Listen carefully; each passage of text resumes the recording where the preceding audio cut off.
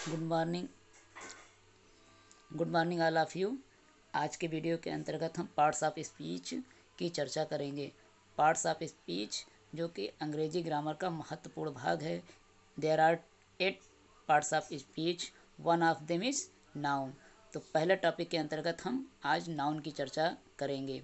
Noun क्या है, उसके प्रकार क्या हैं और उससे संबंधित कुछ महत्वपूर्ण बातें। What is a noun? A noun is a word used as the name of a person, place or thing, anything that we can think of. Noun क्या है? किसी भी व्यक्ति, वस्तु, स्थान के नाम को हम नाउन कहते हैं या उसको संज्ञा कहते हैं। यानी अगर कोई भी वाक्य हम बोलते हैं, उस वाक्य के अंतर्गत जो भी काम करने वाला व्यक्ति होता है उसे हम नाउन की संज्ञा देते हैं, अर्थात उसे हम कर्ता कहते हैं। नाउन को हम कर्ता की श्रेणी में रखते हैं, जो काम को करता है, जो किसी भी कार्य को संपादित करता है, उसे हम नाउन कहते हैं। अब इसके अंतर्गत कितने प्रकार के नाउन होते हैं, अर्थात काइंड्स ऑफ नाउन कितने प्रकार के होते हैं। तो काइंड्स ऑफ नाउन में पहला प्रकार है common noun. Common noun means जातिवाचक संज्ञा, अर्थात जो पर्टिकुलर किसी भी ग्रुप को रिप्रेजेंट करता हो, अपने समूह को रिप्रेजेंट करता हो। Definition: a common noun is a noun referring to a person, place or thing in a general sense. Common here means shared by all. It means common nouns are those nouns which represent to itself a particular group. जो किसी एक विशेष समुदाय का प्रतिनिधित्व करता है, जो शब्द, उसे हम कॉमन नाउन के अंतर्गत रखते हैं। फॉर एग्जाम्पल,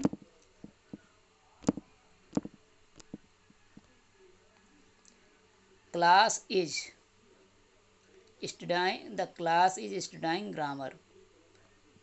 क्लास क्या है? एक प्रकार का कॉमन नाउन है।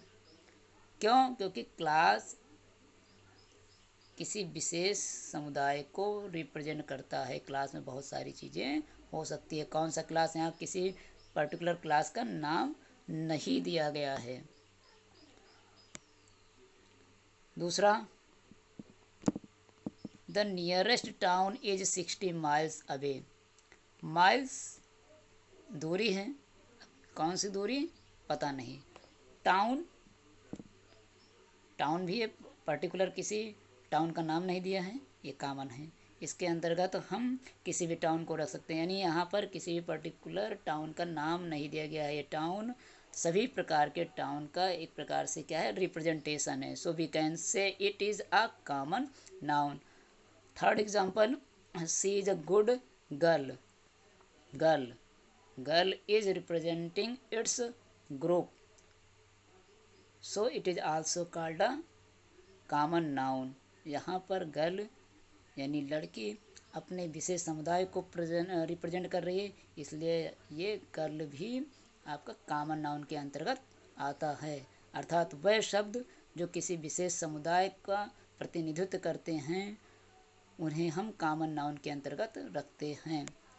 दूसरे प्रकार के अंतर्गत आता है proper noun. Proper noun means व्यक्तिवाचक संज्ञा, जो व्यक्ति विशेष से संबंधित होता है।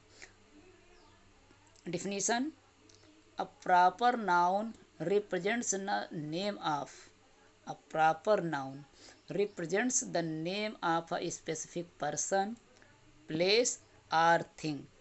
Proper nouns are always written with the capital letters at the beginning.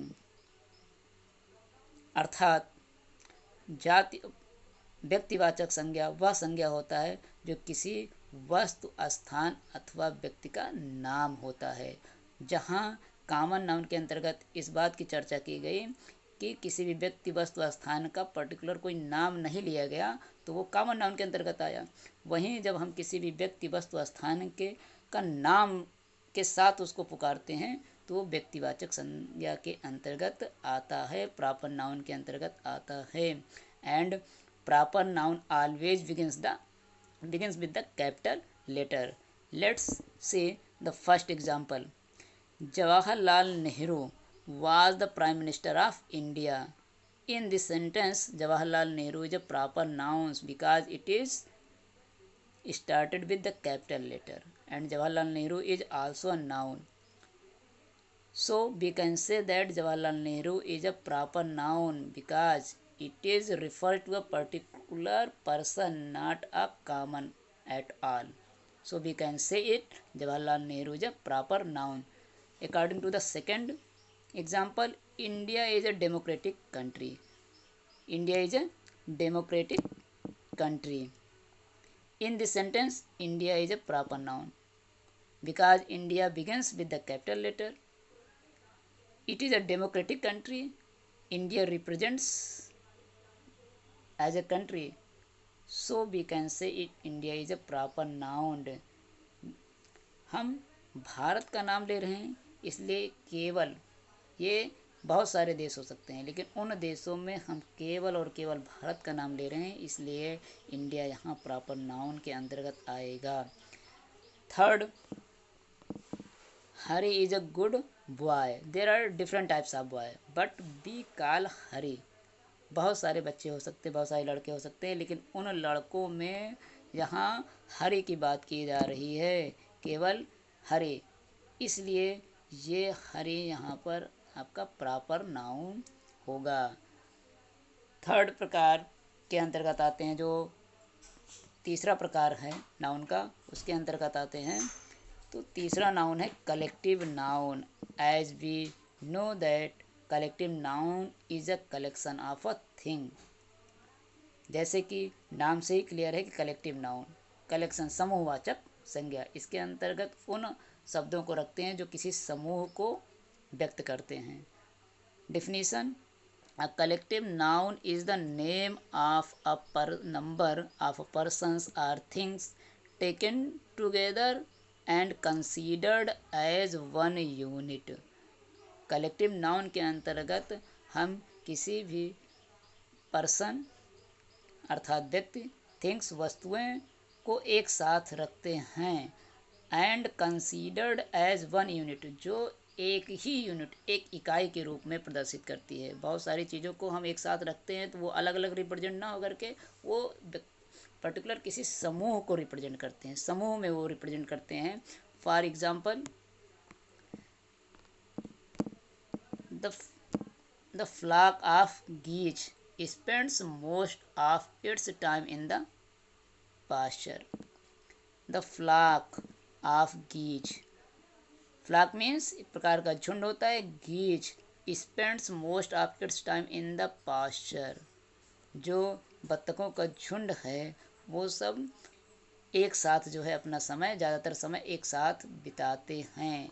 तो फ्लॉक क्या होता है, झुंड है, और झुंड में एक से ज़्यादा लोग होते हैं, एक से ज़्यादा चीज़ें होती हैं, इसलिए यहाँ पर फ्लॉक ऑफ गीज का इस्तेमाल किया गया है, which represents as a collective noun, collection of geese है। Second example, the police dispersed the crowd.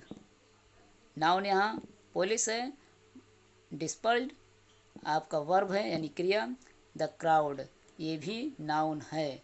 So common noun के अंतर्गत यहाँ पर केवल और केवल क्राउड आएगा। क्राउड मीन्स भीड़, जब भीड़ के अंतर्गत एक से अधिक लोग आते हैं, so crowd represents as a collective noun. Next, I saw fleet of ships in the harbour. बंदरगाह पर हमने जहाज़ों के झुंड देखे। तो यहाँ पर ये ध्यान देना आवश्यक है कि किस शब्द के साथ कौन सा हम कलेक्शन यूज करते हैं। तो शिप्स के साथ फ्लीट का इस्तेमाल होता है, गेज और शिप के साथ फ्लॉक का इस्तेमाल होता है, और क्राउड भीड़ के लिए इस्तेमाल किया जाता है, क्राउड और मॉब, इन सब का प्रयोग हम भीड़ के लिए करते हैं। क्राउड और मॉब, मॉब मीन्स भी भीड़ ही होती है। चौथे प्रकार के अंतर्गत हम आते हैं नाउन में। जो चौथा प्रकार है abstract noun. Abstract means भाववाचक संज्ञा. Definition: an abstract noun is a noun which names quality, action, virtue, or state which one cannot perceive through one's five physical senses. An abstract noun is a noun which names quality. Quality means जो किसी गुण को बताए, action किसी क्रियाविध को, virtue कोई moral values हो, are state या किसी दशा को अगर प्रदर्शित करती है तो उसे हम भाववाचक संज्ञा के अंतर्गत रखते हैं. For example, we all love honesty. Honesty means ईमानदारी. तो ईमानदारी कहीं किसी को दिखती नहीं है. लव भी आपका एब्स्ट्रैक्ट नाउन है. जो भी दिखता नहीं, केवल हम महसूस कर सकते हैं, महसूस की जाने वाली चीज़ है. So we can say love and honesty falls in the abstract noun. Next, cleanliness is next to the godliness. Cleanliness यानी सफाई, is next to the godliness. तो गॉडलीनेस एंड क्लीनिनेस ये दोनों भी भाववाचक संज्ञा के अंतर्गत आते हैं. इसलिए चूँकि ये भी महसूस कर सकते, इसको हम दिखाई नहीं देता, केवल हम किसी चीज़ को देख करके केवल महसूस करते कि हाँ ये सच है, साफ है. Next, I love to remember happy days of childhood. Earlier I have told you love is an abstract noun. In this sentence, happy is also abstract noun because we can feel it, we can feel love, and the underlined word is childhood. Childhood means bachpana. So we can say bachpana our childhood cannot be seen, only it is a matter of feeling. So childhood is also a abstract noun. Fifth,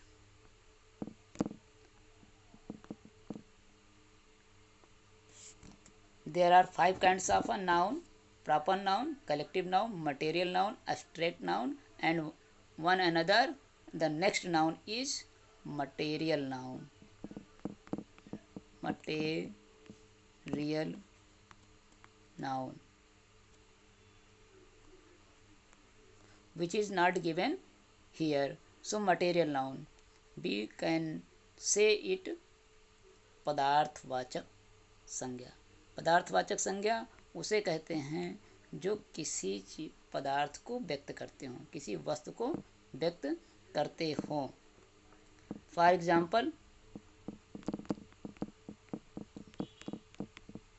के रूप में अगर हम पदार्थवाचक की लेते हैं तो माई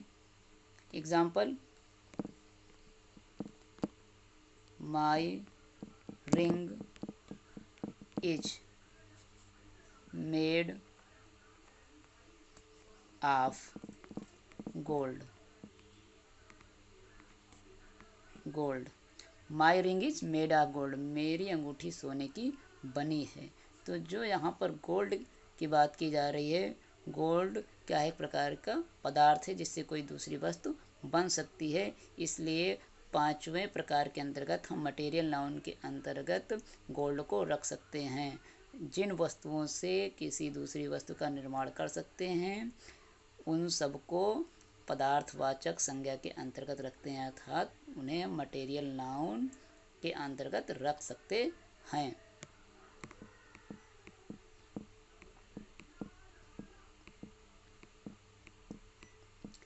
exercise के अंतर्गत आते हैं और यहाँ सॉल्व करने की कोशिश करते हैं कि fill in the blanks with the suitable collective noun. In this exercise you should have fill up the suitable collective nouns for the given sentences. First, a of birds flew high in the sky. आ है of birds flew high in the sky.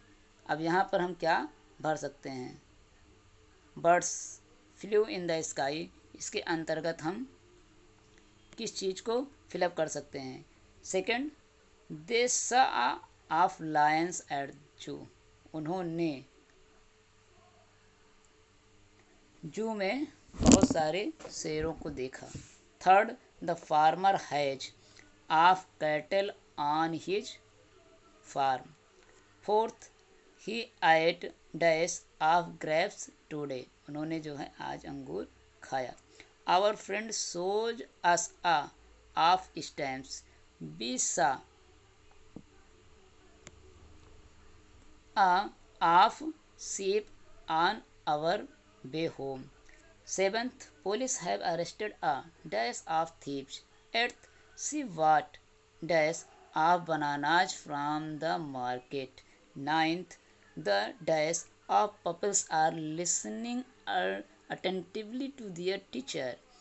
Tenth, you can put the dash of tools in the box, that box. So first answer is a flock of birds. First answer is flock of birds. Birds, flock means झुंड. So flock, FLOCK, flock of birds. Flock are used for birds and animals. Second, they saw a of lions. तो जो शेरों के झुंड हैं उनके लिए हम ट्रूप का इस्तेमाल करते हैं। Second is troop.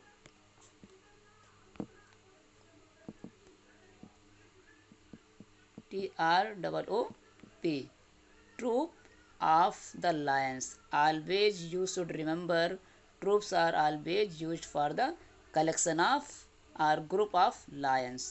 Whereas the third, the farmer has a of cattle on his farm. So cattle is also collective noun or group of animals. So third, we can use herd, HERD, herd of cattle. Fourth, he ate a grapes today. तो grapes, for grapes we use bunch, गुच्छा, यानी हम अंगूर के लिए गुच्छे का प्रयोग करते हैं, अर्थात bunch, BUNCH, bunch of grapes. Next, our friends shows us of stamps. Stamps means टिकटों का उसने मुझे समूह दिखाया। Our friends shows us of stamp, so we can use here collection of stamps, collection of stamps in fifth, COLLECTION, collection of stamps. Next, we saw a of sheep on the our way home. Sixth में flock of sheep, मैं पहले ही बता चुका था कि flock का हम बर्ड्स या एनिमल्स के लिए हम इस्तेमाल करते हैं समूहवाचक में। तो सिक्स्थ में flock of sheep, flock FLOCK, flock of sheep. Seventh, police has arrested a of thieves.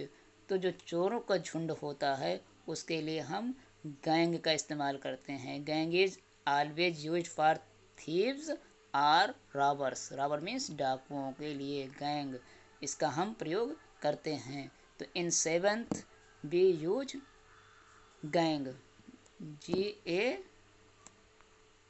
GANG, gang, gang of thieves. Seventh.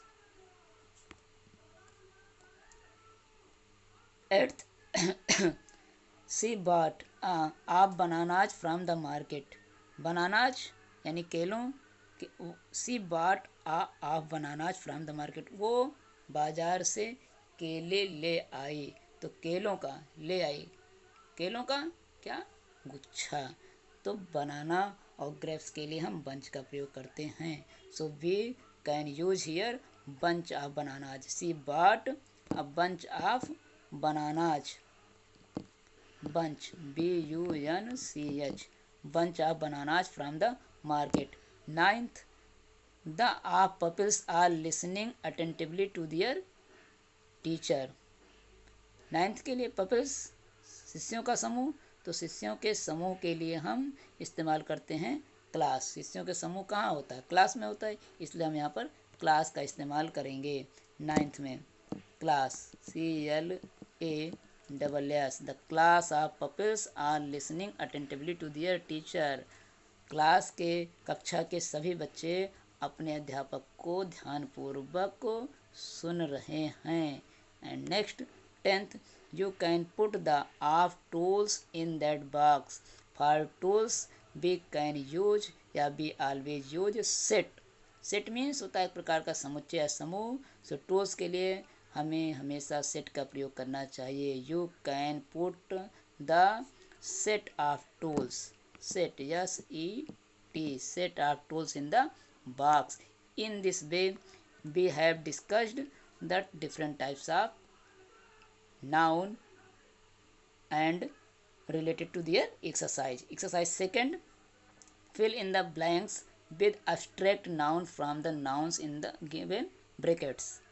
So you have to choose the abstract noun from given bracket. First, I had a very happy child. Child is a noun and you have to make it in the abstract noun. I had a very happy child. So child से अब जब आप abstract noun बनाएंगे तो ये हो जाएगा childhood. CHILDHOOD childhood. childhood क्या है? बचपना, जो कि भाववाचक संज्ञा में परिवर्तित हो गया। तो I had a very happy childhood। इसी प्रकार की एक्सरसाइज आपको आपकी परीक्षा में आ सकता है या दिया जा सकता है, जहाँ पे कह सकते हैं कि ब्रैकेट में जो दिए गए शब्द हैं उनको आप भाववाचक संज्ञा के रूप में प्रयोग कीजिए या उसके रिक्त स्थानों की पूर्ति कीजिए। तो ये आपको प्रशिक्षु शिक्षकों को आना चाहिए कि जो नाउन है उस नाउन से हम कैसे भाववाचक संज्ञा बनाएं। चाइल्ड है चाइल्डहुड, लीडर है लीडरशिप, मेंबर है मेंबरशिप, फ्रेंड है तो फ्रेंडशिप। ठीक इस तरीके से नाउन से एब्स्ट्रैक्ट नाउन बनाना आना चाहिए। Second, I got to renew my in the sailing club. इस क्लब में मुझे अपना रिन्यू मीन्स दोबारा पंजीकरण कराना चाहिए। माई मेंबर, मेंबर मीन्स सदस्यता, तो भैया किस क्या बनेगा? मेंबरशिप से member से membership. Member is a noun whereas membership is a abstract noun. So we can use here membership, not member. I forgot to renew my membership in the sailing club. Third, we formed a deep and lasting friend. तो be formed हमने बनाया, a deep and lasting गहरा और लंबे समय तक चलने वाले किस चीज़ को? दोस्त को कि दोस्ती को? तो यहाँ फ्रेंड है, फ्रेंड मीन्स दोस्त, और जो भाववाचक संज्ञा बनेगा वो बनेगा दोस्ती। तो दोस्ती के लिए हम बनाएंगे friendship, FRIENDSHIP, friendship. Fourth, he hopes to take over the of the party. वो आशा करता है कि पार्टी पर वो अपना प्रभाव जमाएगा। Take over of the party. Leader, leader means होता है नेता, तो नेता से क्या होगा? नेतृत्व करना, अर्थात लीडर से बनेगा लीडरशिप। LEADERSHIP, leadership. तो लीडरशिप हो गया आपका abstract noun. Fourth, in this exercise, in each sentence select the proper noun. You have to find out or identify the proper noun given each sentences. The first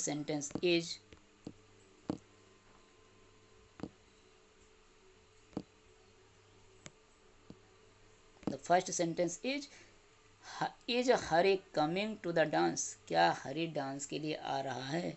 तब इसमें आपको choose करना है proper noun, और proper noun always begin with the capital letter, पहले ही बता दिया था। तो इसमें आपका जो बनेगा वो क्या है, हरी।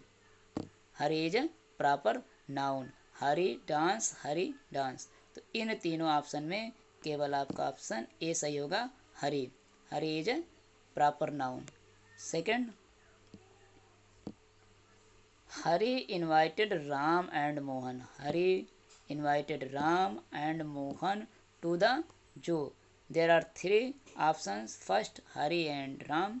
Second, Hari Ram and Mohan. Third, Hari Ram Mohan and जू.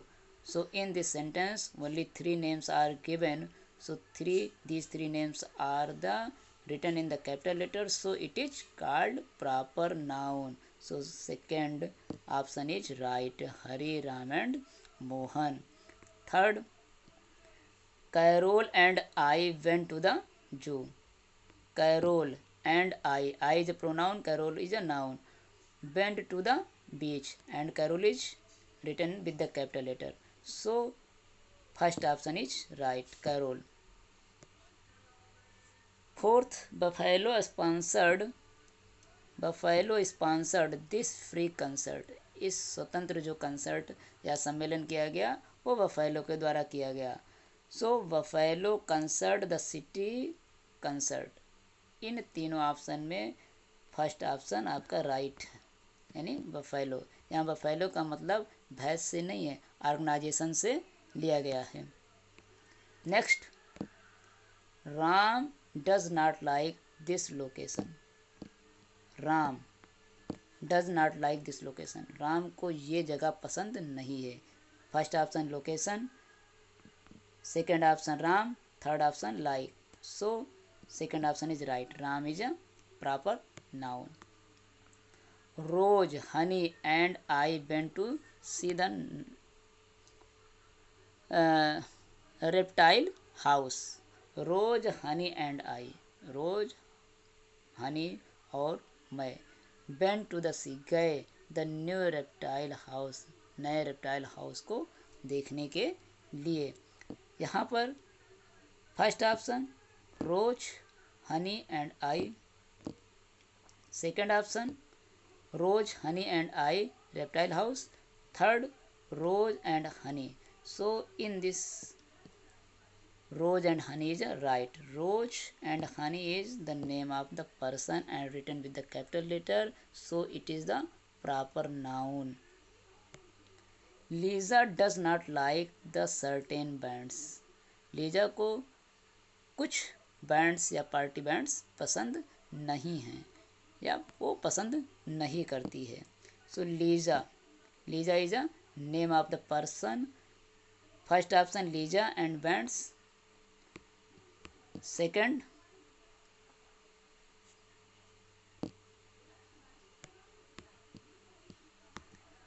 There is only one option, so only Lisa will be the proper noun and other option is wrong. So in the sentence only one option is given.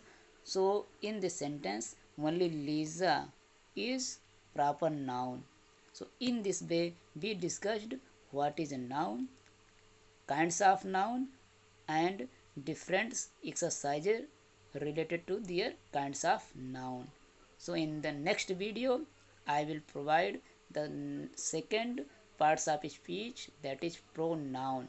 Thank you all of you so much.